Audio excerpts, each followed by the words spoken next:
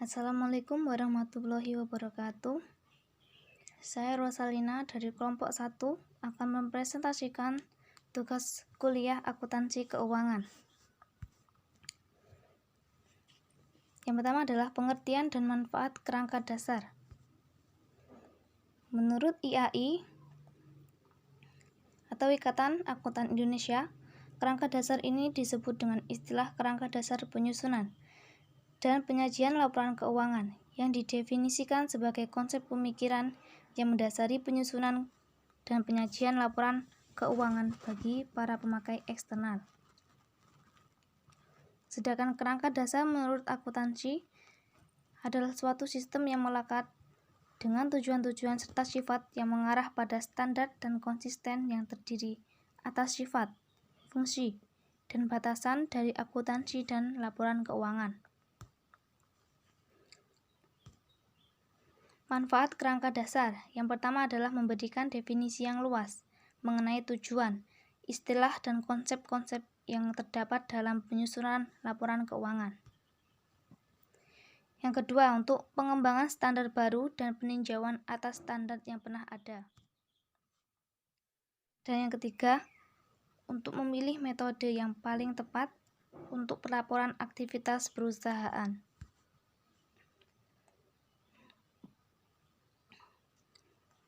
Selanjutnya adalah tujuan laporan keuangan.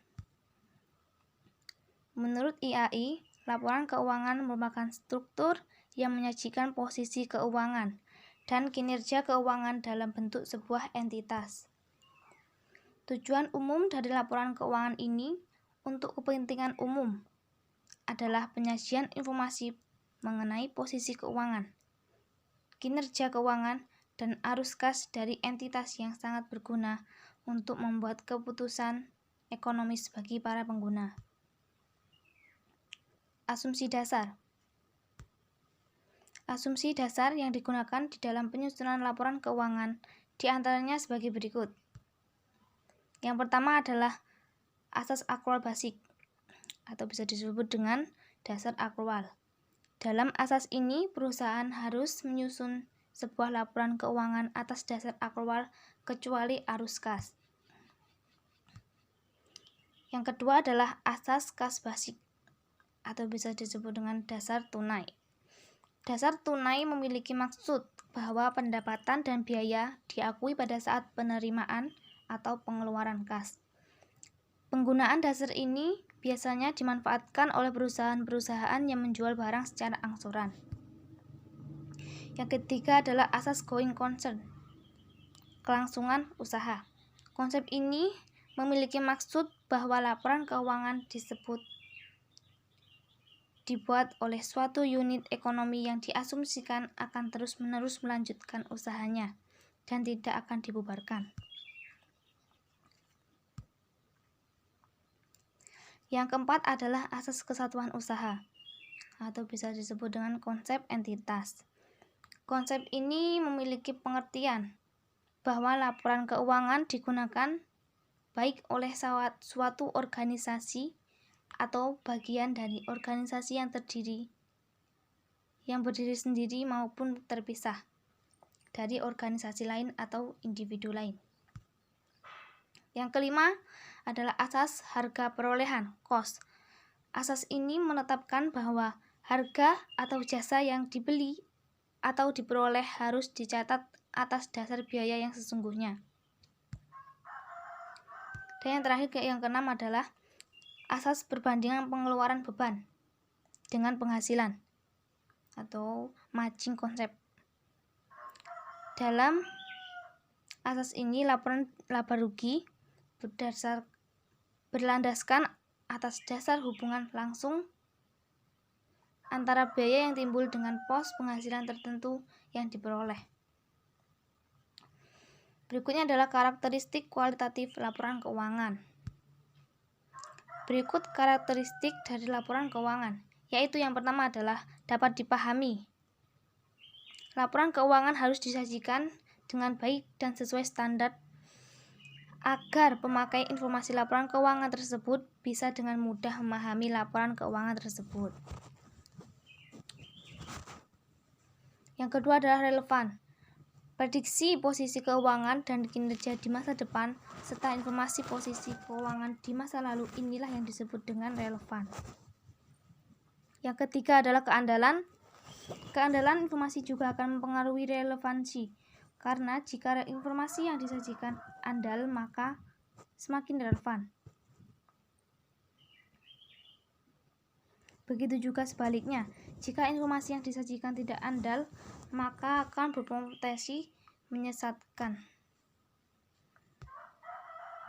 Dapat dibandingkan. Yang keempat adalah dapat dibandingkan. Daya banding yang dimaksud adalah bukan berarti semua harus sama, melainkan harus berpegang pada standar akuntansi. Berikutnya adalah unsur-unsur laporan keuangan. Yang pertama adalah neraca. Neraca sebagai laporan keuangan yang berkaitan langsung dengan pengukuran posisi keuangan perusahaan. Neraca mempunyai unsur-unsur sebagai berikut.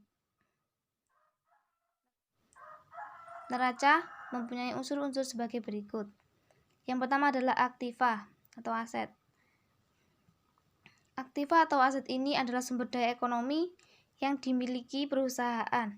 Berikut unsur-unsur aktiva. Yang pertama adalah aktiva lancar.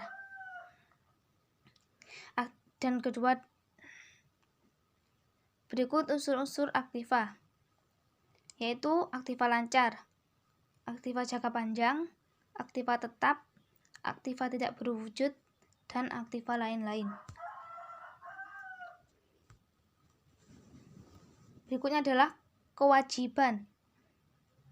Kewajiban adalah utang perusahaan saat ini yang timbul akibat peristiwa masa lalu yang akan dibayar oleh perusahaan di masa yang akan datang dengan sumber daya ekonomi yang ada. Kewajiban sering juga disebut sebagai utang. Kewajiban dibagi menjadi dua, yaitu kewajiban jangka pendek dan kewajiban jangka panjang. Unsur-unsur laporan keuangan yang kedua adalah ekuitas.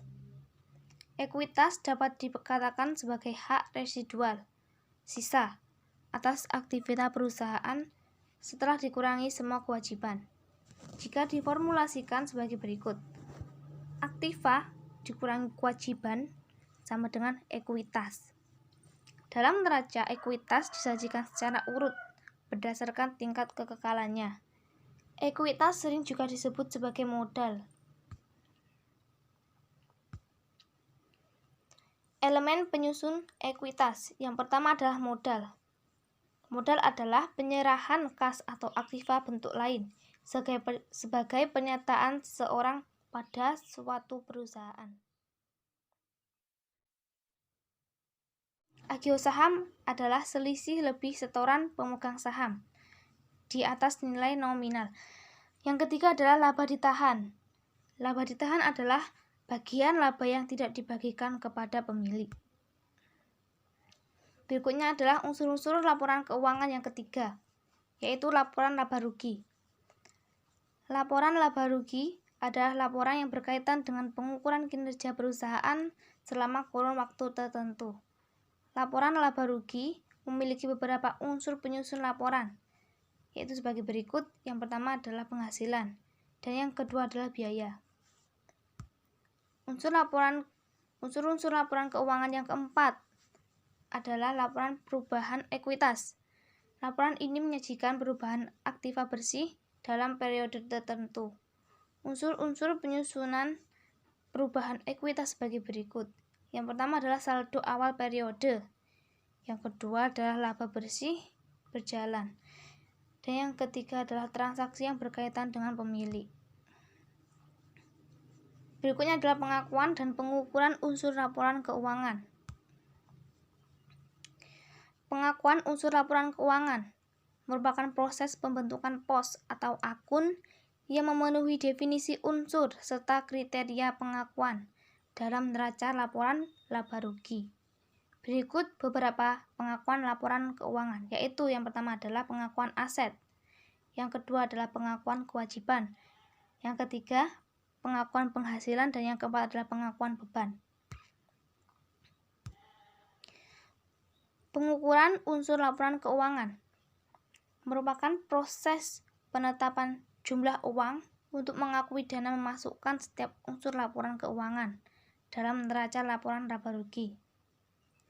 Pengukuran laporan laba rugi ini menggunakan beberapa dasar pengukuran, yaitu biaya historis, biaya kini, nilai realisasi, dan nilai wajar.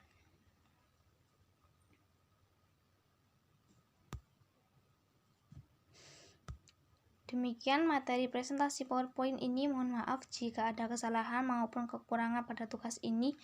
Saya ucapkan terima kasih yang sebesar-besarnya atas segala perhatiannya, dan saya akhiri. Wassalamualaikum warahmatullahi wabarakatuh.